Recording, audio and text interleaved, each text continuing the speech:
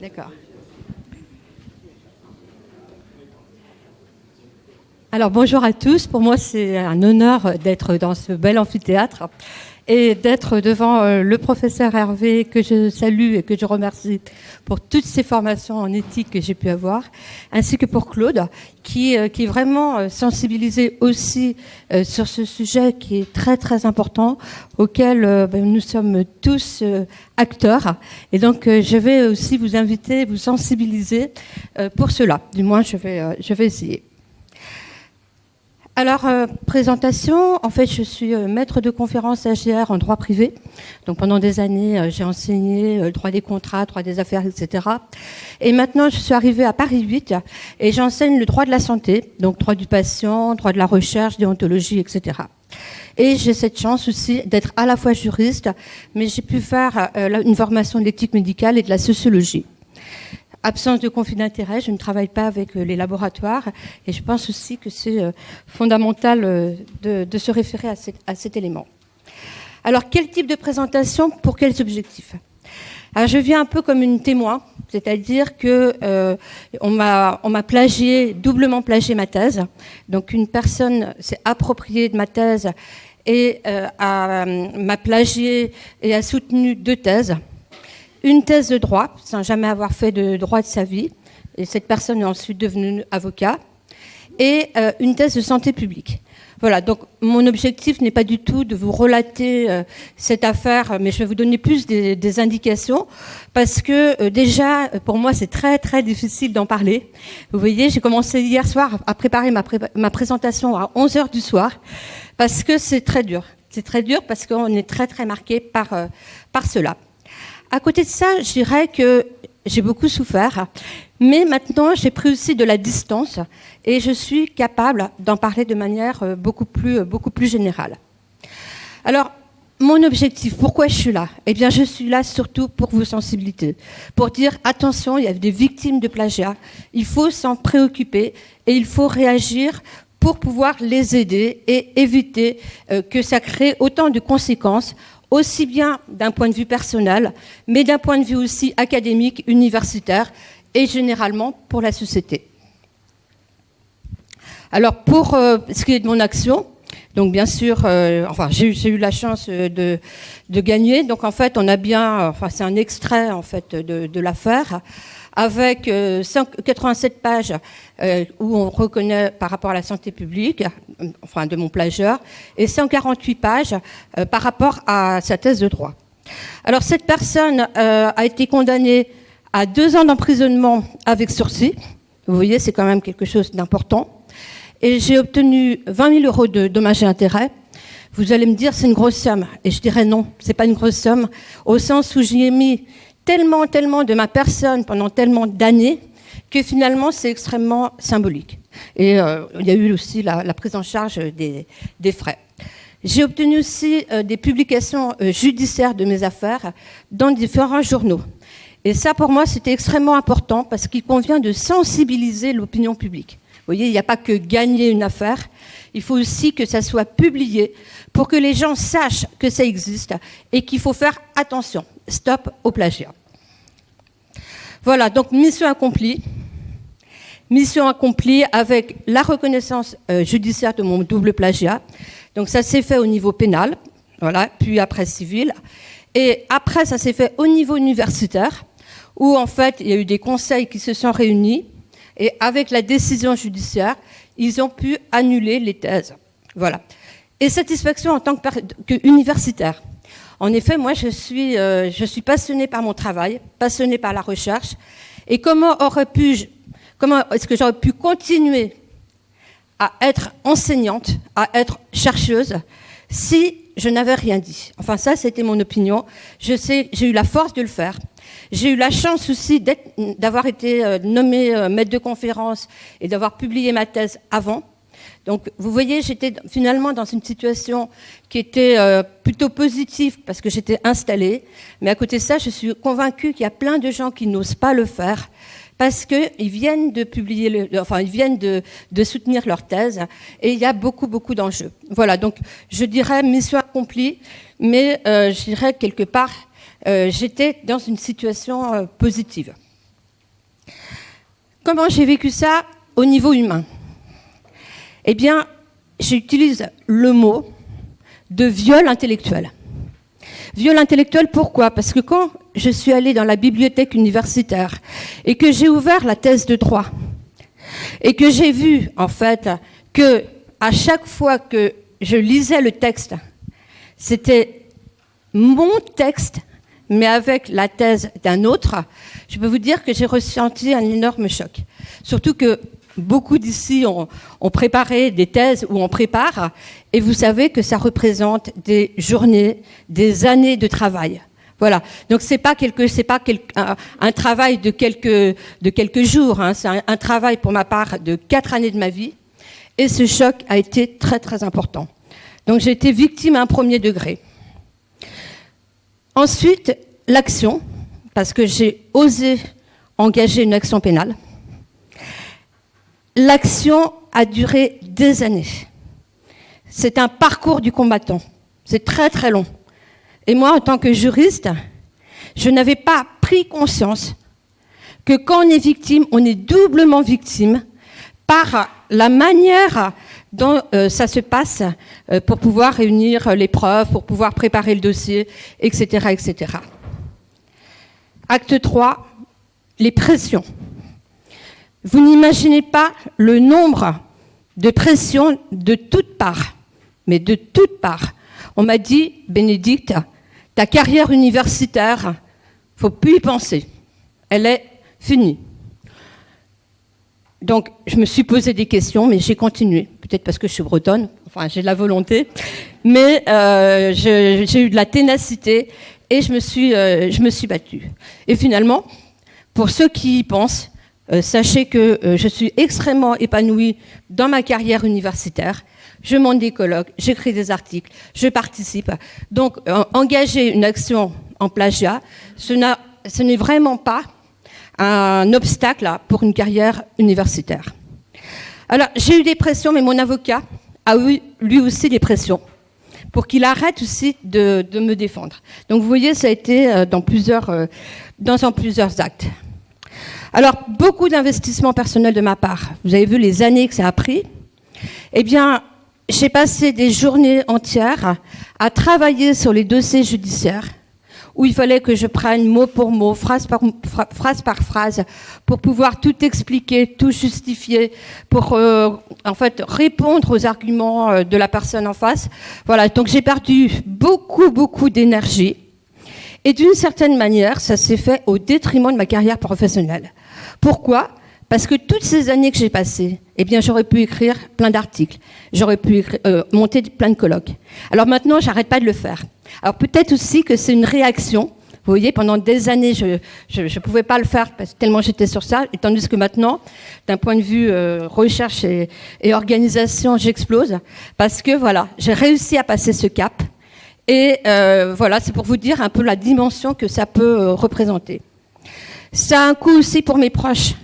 Parce que vivre avec quelqu'un qui est plagié et qui engage une action comme ça, c'est pas facile. Et donc vraiment, j'ai une pensée pour tous mes proches, que ça soit ma famille, mais aussi tous mes collègues, qui ont été aussi d'un secours. Hein. Je peux vous dire, on mangeait, on discutait, parfois ils m'apportaient des arguments juridiques parce qu'on réfléchissait à tout ça. Donc c'est très très important. Alors au-delà de moi, au-delà de mon avocat, je pourrais aussi dire que c'est un coup pour les plagieurs. Parce que les personnes qui plagient, après ils font carrière, après ils sont reconnus dans les institutions. Eh bien, est-ce qu'ils se sentent si à l'aise que ça ?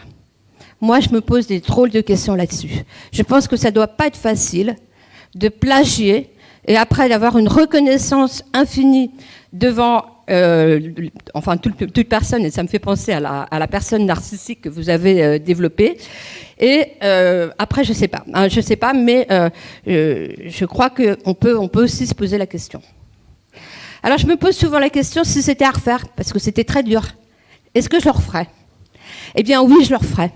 Je le referais peut-être même 2 fois plus qu'une, même si ça m'a fait beaucoup souffrir, même si ça a été difficile, je le referais. Pourquoi ? Parce que si je ne le faisais pas, eh bien, je ne sais pas comment je pourrais regarder dans les yeux mes chers étudiants. Vous voyez? Parce que ça voudrait dire que j'ai abandonné le doctorat, abandonné la carrière. Et donc, je pense que toutes les personnes à qui ça arrive, il ne faut pas se laisser impressionner. Il faut y aller. Quand bien même c'est dur, quand bien même on est dans une situation d'omerta avec la loi du silence, beaucoup dans le monde de l'université. Mais là-bas, ça marche plus.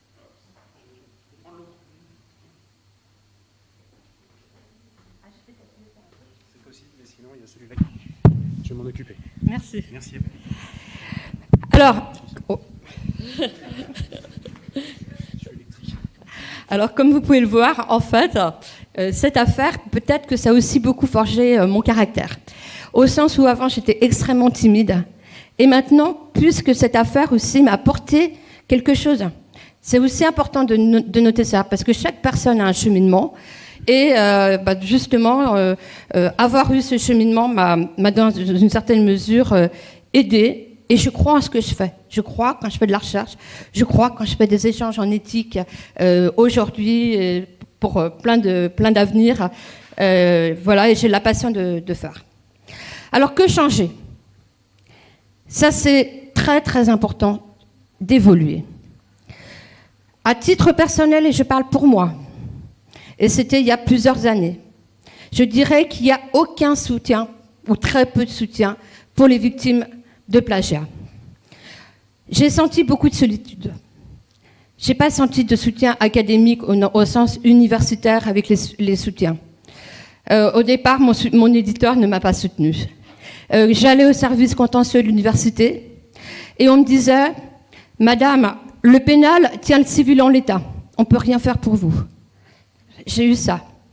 Par contre, mes collègues m'ont bien aidée. Donc vous voyez, autant c'est plus de soutien individuel, mais au niveau institutionnel, je crois qu'il y a beaucoup de choses à faire. Voilà, donc c'est important, au sein même de nos institutions, de faire bouger ce mur du silence. Et si vous le faites, on se dit, mais qu'est-ce qu'elle est bizarre celle-là, elle ose faire ça. Et donc, quelque part, c'est presque être suspect que de vouloir faire bouger les choses. Alors, il y a des éléments qui, parfois, qui font discuter, mais je crois que tout ce qui est médiatisation, les sites qui relatent le plagiat, sont essentiels. Pourquoi c'est important? Parce que quand il y a des sites, la personne qui est dans son affaire de plagiat, elle va se rendre compte qu'elle n'est pas narcissique, qu'elle n'est pas unique, qu'elle n'est pas, que c'est pas que son affaire, qu'il y a plein d'autres affaires qui sont aussi en cours. Donc ça, c'est très important parce que ça constitue un espèce de soutien et de se dire que voilà, il faut avancer. Alors il y a aussi la presse qui peut parfois relater et mobiliser les gens. Et pour ma part, j'étais très surprise. Une journaliste, celle qui m'a relaté ça, qui au téléphone avec le président de l'université en disant « Ah ben tiens, pour Madame Bévière, qu'est-ce que vous avez fait pour elle ?» Parce que maintenant que le procès a été fait et tout, mais on n'a rien fait. Il n'y avait pas de réponse, en fait. Et donc, le journaliste lui a dit, eh bien, je vais lui présenter des excuses. Alors moi, je ne demandais surtout pas des excuses. J'en ai absolument rien à faire qu'on me donne des excuses. Moi, ce que je veux, c'est que les choses, elles avancent. Et c'est pour ça que je suis là. Voilà, donc vous voyez, je crois que la presse aussi peut avoir, peut avoir du pouvoir, de l'impact pour faire avancer les choses. Alors, ça, c'est le premier degré. En degré au-dessus, vous avez une structure officielle. Moi, je pense qu'il faut faire des structures à plusieurs niveaux. Des structures internes à l'université et des structures aussi, surtout, extérieures à l'université. Pourquoi extérieures? Parce que tout le monde se connaît à l'université. Et quand bien même on se connaît et tout, c'est toujours difficile de remettre en cause un père, un collègue. Donc, et en plus, c'est très délicat. de lui dire tiens, au fait, faut qu'on se rencontre parce qu'il y a un petit problème et tout. Donc je crois que ça dessert l'institution quand ça se fait en interne. Donc bien sûr, pourquoi pas commencer à faire des choses en interne, mais prévoir surtout l'externe. Un autre élément qui est fondamental, on n'a pas trop l'habitude d'en parler, c'est l'argent. Parce que engager une action, ça représente beaucoup, beaucoup d'argent. Aller voir un avocat, engager des actions quand vous êtes passé devant la Cour de cassation, etc. Et quelqu'un qui se fait plagier n'a pas forcément cet argent. Donc, je crois que là aussi, il faut envisager cet aspect qui est essentiel. Des aides juridiques, des aides financières, c'est très important. Un autre élément qui est fondamental, c'est la méthodologie. Apprendre à nos étudiants de ne pas plagier, les sensibiliser. Alors hier, j'étais très contente parce que la personne qui s'occupe de l'HCRS a dit qu'il y avait déjà des cours qui existaient au niveau du doctorat. J'étais contente, mais j'étais pas satisfaite. Pourquoi pas satisfaite? Parce qu'en fait, c'est trop tard. Au niveau du doctorat, c'est beaucoup trop tard parce que s'il y a eu des habitudes de plagiat qui se sont faites, c'est bien avant. Donc, à mon sens, la méthodologie pour pouvoir sensibiliser les étudiants, ça doit se faire dès la première année où ils arrivent en fac. Et peut-être même avant. Parce que les enfants, maintenant, ils sont tout le temps sur Internet. Ils prennent tout le temps possession de tout ce qu'il y a. Et donc, je crois que leur éducation aussi à faire sur ce point. Alors, moi, quand ça m'est arrivé, cette histoire de plagiat, je cherchais aussi des remèdes pour pouvoir agir et tout.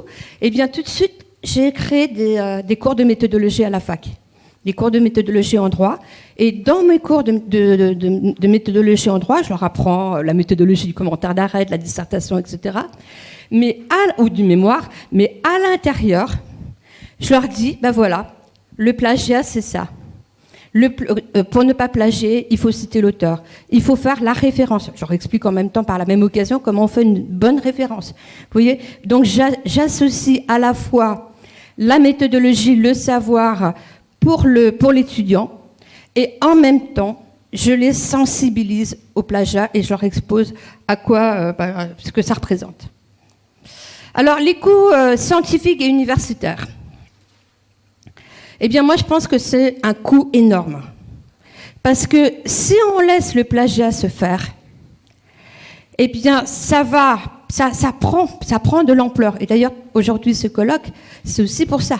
Parce que plus ça va, plus il y a des affaires qui sortent. Et c'est un trait de notre société d'aujourd'hui, vous voyez, où maintenant, on va de plus en plus mettre le doigt là-dessus. Et donc, en fait, des gens qui vont commencer à plagier pour écrire une thèse, ils vont ensuite plagier pour écrire des articles.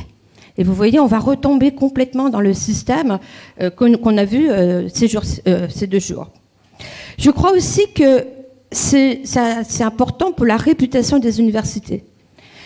Quand une université a un problème de plagiat, eh bien, ça met le focus sur cette université. C'est pas bon. Moi, je préfère une université où on parle de ses professeurs, où on parle de la qualité de les recherches. Ça, c'est vraiment une belle image de l'université. Par contre, si on parle de l'université avec ses professeurs ou ses étudiants qui ont fait des choses malhonnêtes, c'est très négatif.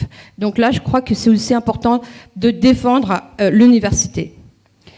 C'est aussi très, très délicat pour le directeur de thèse et pour les membres du jury. C'est pas facile. Détecter du plagiat, c'est pas forcément facile lorsque il y a 300, 400, 500 pages à lire. Je dis que être directeur de thèse ou être membre du jury de thèse, voilà, on n'est pas non plus tenu à l'impossible. On ne peut pas connaître toutes les revues, tous les articles qui ont été écrits.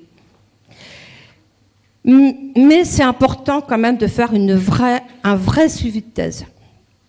Et il y a des vérifications qui sont élémentaires au moment de la soutenance de la thèse, pendant la thèse, mais encore plus au moment du soutenance de thèse.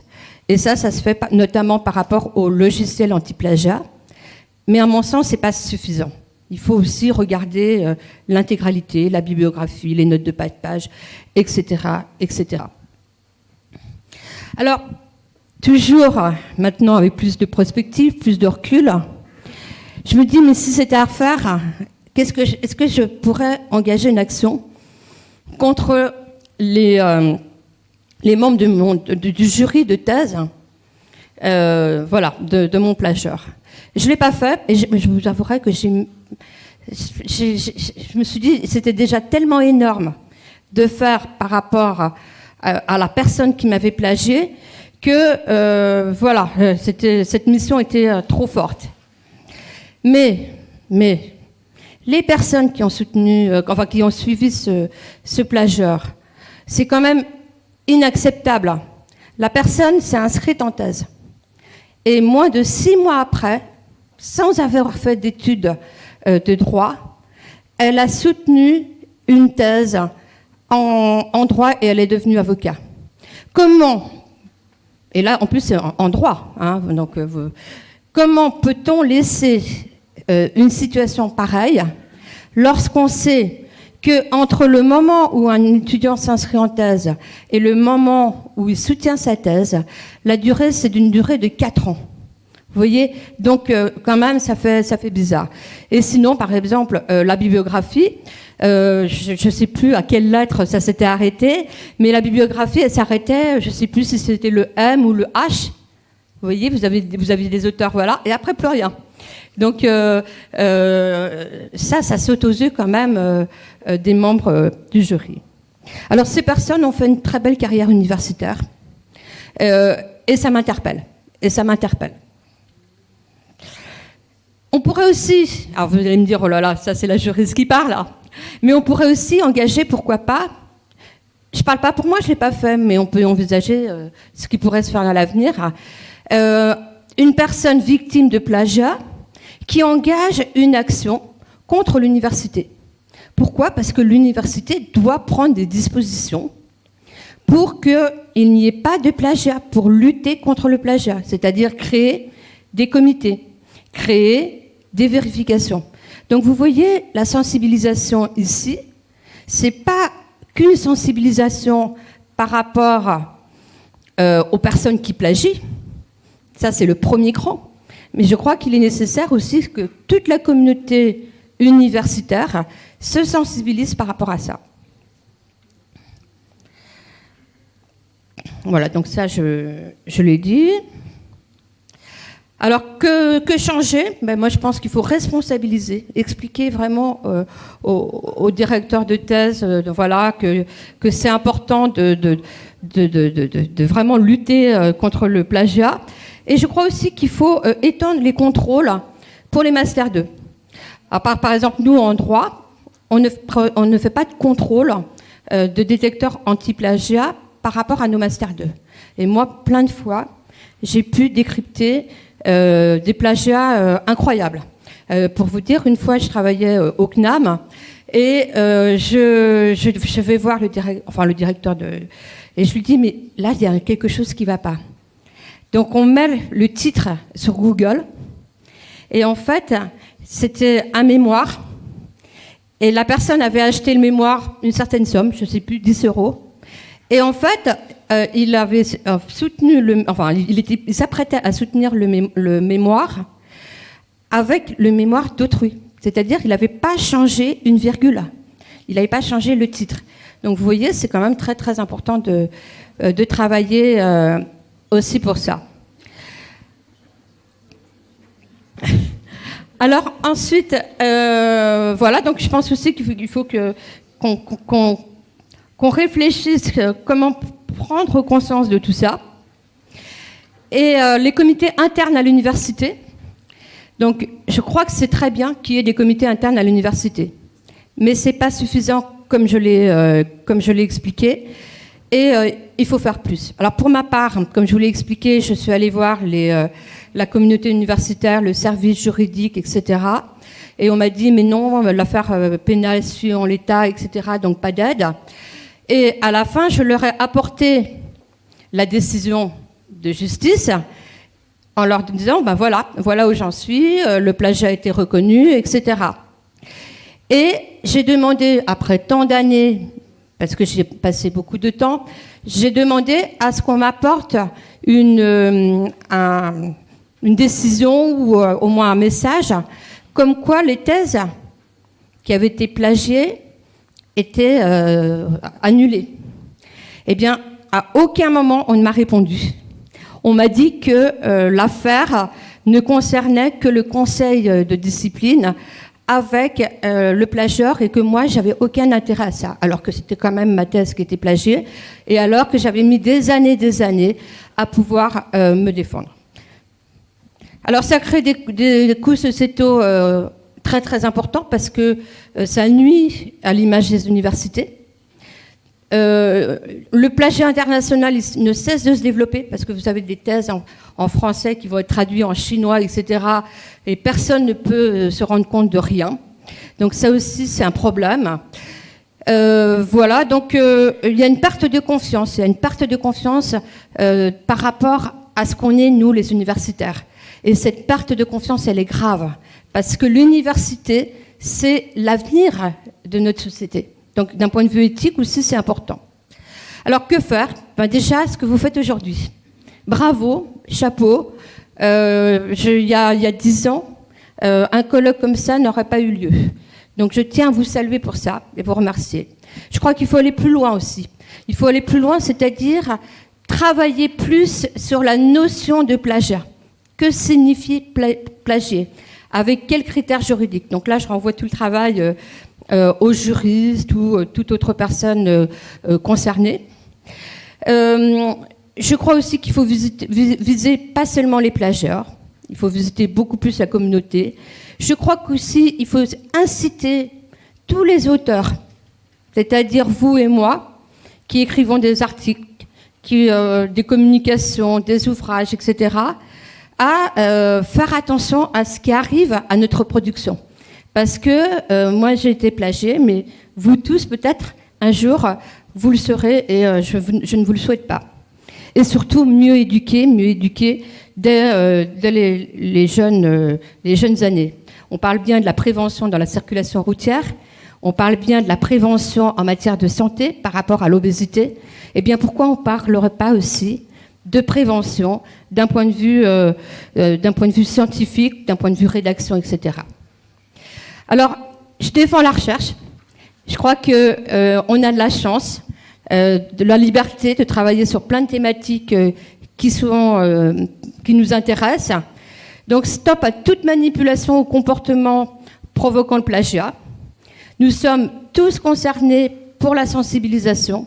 Donc, merci Claude et merci Christian de m'avoir invité à parler. J'aurais jamais pu le faire il y a encore 2-3 ans. Christian m'avait proposé de le faire il y a quelques années et j'étais tétanisée à l'époque. Et comme vous avez pu voir, j'ai un peu progressé depuis. Et depuis, j'ai beaucoup d'espoir aussi parce que vous voyez, avec tout ce qui est informatique, de plus en plus, tous les textes sont là. Donc, toutes les possibilités de plagiat sont encore plus possibles. Mais à côté de ça, eh bien, on va avoir l'intelligence artificielle, on va avoir peut-être de plus en plus de logiciels qui seront performants et qui permettront aux auteurs de détecter qu'ils font l'objet de plagiat pour qu'eux-mêmes puissent développer la défense de leur travail. Voilà, merci.